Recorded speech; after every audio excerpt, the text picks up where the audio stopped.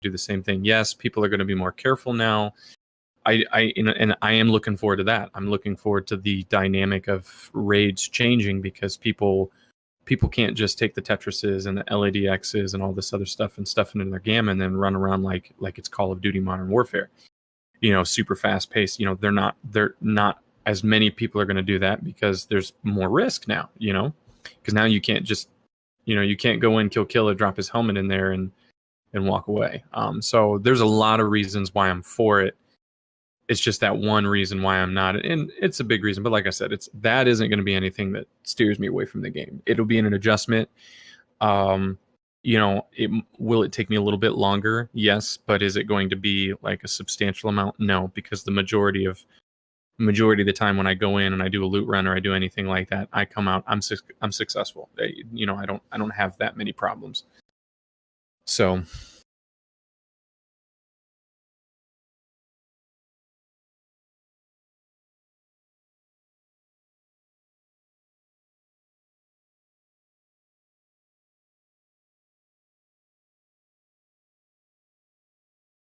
I think it'll be interesting, though.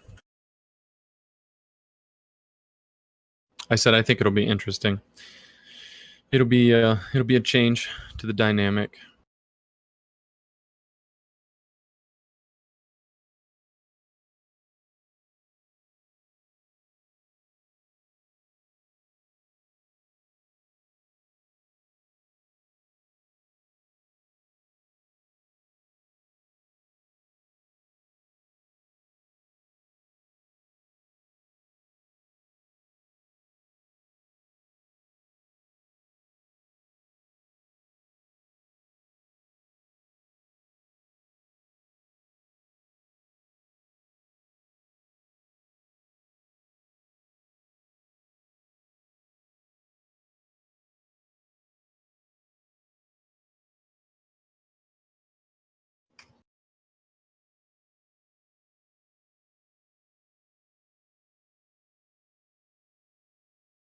Same for fucking mag loading.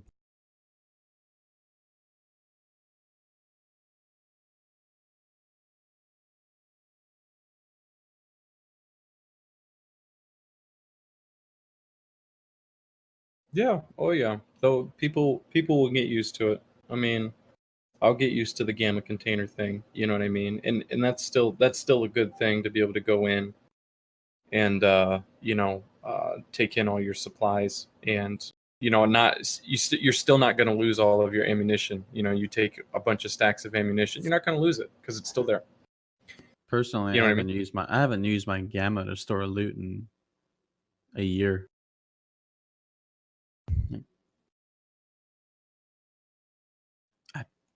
I don't even carry a fucking mag case. I have a grizzly, a dog tag case, ibuprofen, and then 3 stacks of fucking ammo. Yep.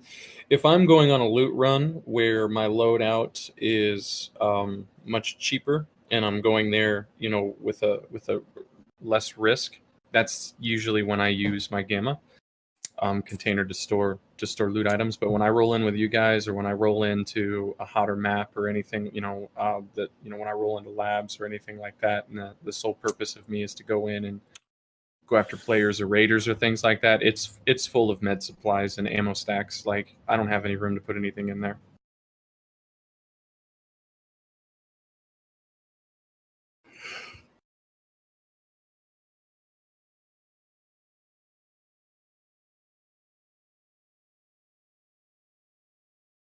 Yeah. Well, but at this in the worst, yeah, the worst part about that very thing right there that you just mentioned, the worst part about that is that key prices are going to go up. And here's the reason why. Because you're a guy who goes in and say you find the green key card, okay, or whatever, and then you're on your way out and you get dropped by a scav, right? And then your body never gets looted, so that key card doesn't go into the cycle, right? So those key cards are going to become fewer and lesser, because majority of people drop those key cards in their gamma container and then on their way out, and then if they get killed, it doesn't matter, they still sell that key card. So there's going to be less key cards on the market, Now that obviously that doesn't matter if you get killed by a player and you loot your body, it's still going to go on the market. But I'm talking about those instances, and we've all had them, where you get killed by a raider, and then 2 days later you get your insurance back. Well, guess what? That green key card or that red key card or whatever is not in circulation. So there's less key cards in circulation, and if they're already rare, I feel like the price of key cards are just going to go way through the roof, and rare keys and things like that. So that'll be a change. I don't think it won't be as easy to just go in and buy up, let's say all of Shoreline, resort key cards or keys. It's going to be much more expensive to buy the whole set of keys than it once was. Keys that were 400,000 rubles are probably going to be 1,000,000 rubles because of that right there. I can't even imagine what the red key card's going to go for.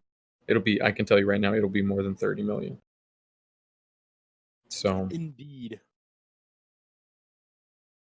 And then I dread being the guy. I dread being the guy who finds the red key card, puts it in my backpack, and says, "That's it, I'm out, I'm leaving," and literally starts making a beeline to his nearest exit, and then gets killed by a scav or gets killed by a player. I don't want to be that guy. And that's going to happen a lot. And there's going to be a lot of ticked off people.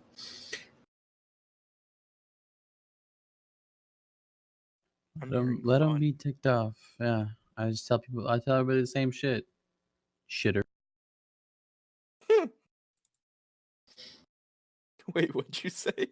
Yeah, I see. I didn't do a lot of research on the hideout. I just heard a couple of people make mention of off-raid healing, and I didn't know what that meant. And I didn't look on Twitter or anything. I just looked at the news of Tarkov and what they were implementing with point 12, and watched a couple of videos. And they didn't really describe what it was. They just made mention that there was going to be off-raid healing. And so my first thought was, oh my gosh, is this going to be one of those stupid mobile